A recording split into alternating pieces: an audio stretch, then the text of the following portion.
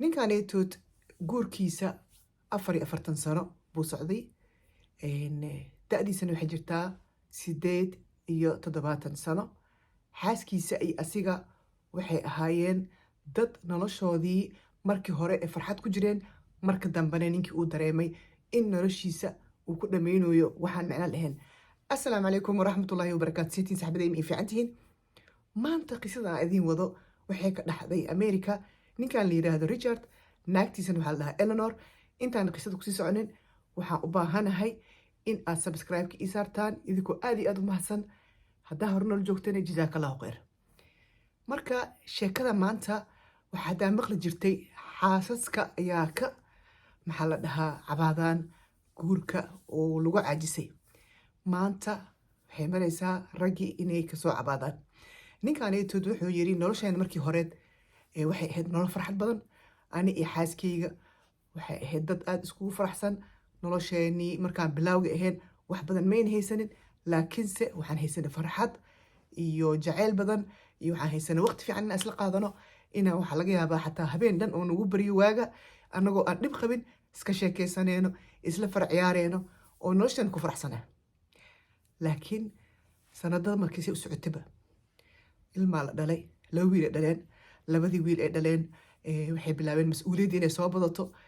waxaa bilaabatay in la kala aamuso oo laga hadla bis ijaarka see loo bixiyaa, raashin maxaa la soo iibinaa, ilmaha iskuulkee la geynaa, ilmaha jaamacadee la geynaa.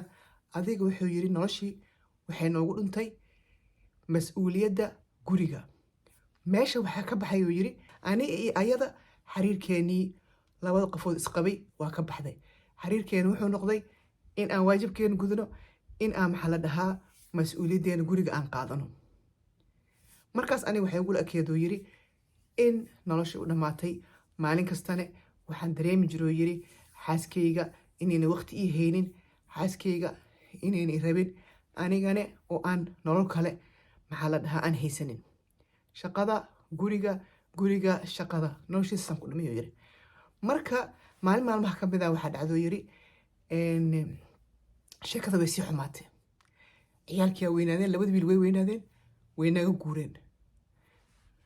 xaaskayga markasta markaa wax weydiiyo waxay dhahaysaa mar kale. ayadana markay wax weydiiso waxaan leeyahay mar kale.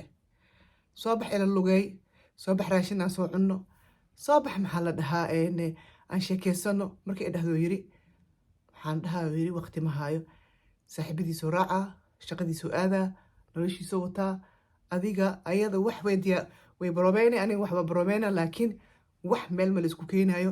ani ayada waaba isku caajisnaba. mar kastaba waxaan ku fikiraa noloshaydii sidaan usoo xeri lahaa oo guurkaaneytood aan ku xirma dhexdiisa intaanan sii weynaanin inaan ka baxo. adi nolosha way naga dhuntoo yiri sidaan u soconay.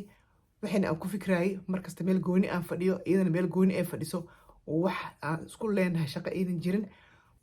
waxaa dhacdoo yiri maalin maalmaha ka mid ah xaaskaa xanuunsatay, isbitaalaa la geeyey. Eleanor aa la dhahaa magaceeda. Eleanor isbitaalkaa la geeyey. markii la geeyey kansaraa lagu soo sheegay. adiga naxtintii ciyaalkiyaa la wacay, sidaan u naxsaneen isbitaalka aad kasoo noq, mar la joog, mar ka maqnaa, guriga marka imaado cidlo. sidaasaas nolosheena u ahayd. maalinka dambe way i wacday, waxay tiri kursiga soo qabso, dhinacayga soo fadhiiso, waxaan rabaa inaan kuu sheego. waayuu yiri kursigii soo qabsaday odagii, agteeduu fadhiistay. wuxuu yiri haye. markaase waxay tiri ma ogta hooy tiri aniga waan ogahaye in aad ii jeceshahay, anigana sida adi ii jeceshahay inaan ku jeclaa ma ogtahay. haa marka waqtigeena meeshaan ma ku dhumanayna tiri. waqti yaraa ii haray, aniga adiga waqti fiicanna si aan u qaadano, aan wada sheekeysano iyo caruurteena. waqtigeyga waa dhammaaday, waa dhiman rabaa, guriga igeey.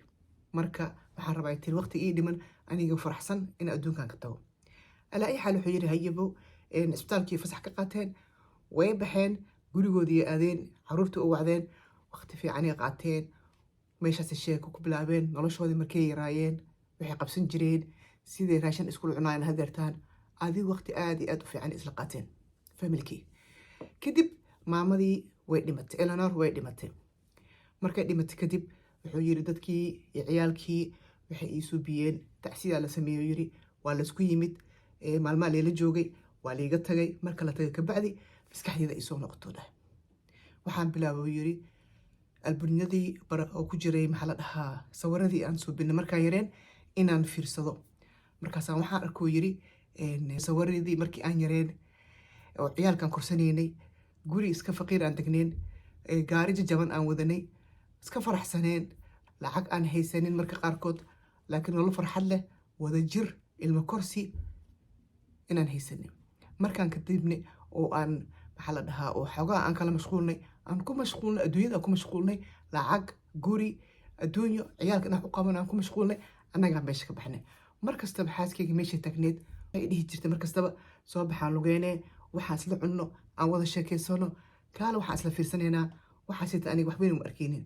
aniga waxaa waxweyn u arkaa oo yiri inaan waqti isla qaadano inaa maxaa la dhahaa oo sidii markaan yareen farxaddii iyo boodboodkii inaan suubino mar labaad nolosha ibni aadamkuu yiri waxay martaa jaranjarooyin kala duwan maxaa la dhahay nolosha martaa uu yiri marna wuxuu yiri waxay maraysaa farakaciyaar jeceyl tiro badan waqti badan laysku haayo laysdaba bursanayo marna waxay maraysaa uu yiri mas-uuliyad oo waxaa rabtaa inaad dhistid guri ciyaalkii nolosha inaa wadid kadibna waxaa imaanaysa uu yiri inaa naftiina ilowdaan oo markaa naftiina ilowdaan maadaama ay mashquulku tihiin oo ku mashquulsan tihiin uu yiri inaa wax bildigaraysaan naftiina meeshka iloomaysa uu yiri markaa rabtiin inaa soo noqotiin jaa idinkoo dhunteen oo aan la qabsan karin nolosha hore u noqon karin bay maxaa la dhahaa oo ay noqonaysaa uu yiri marka waxaan rabaa uu yiri inaa meeshaan intad maanta aan dadka ka waaniyo in waxay aa markaad haysatid oo farxad ku gelinayo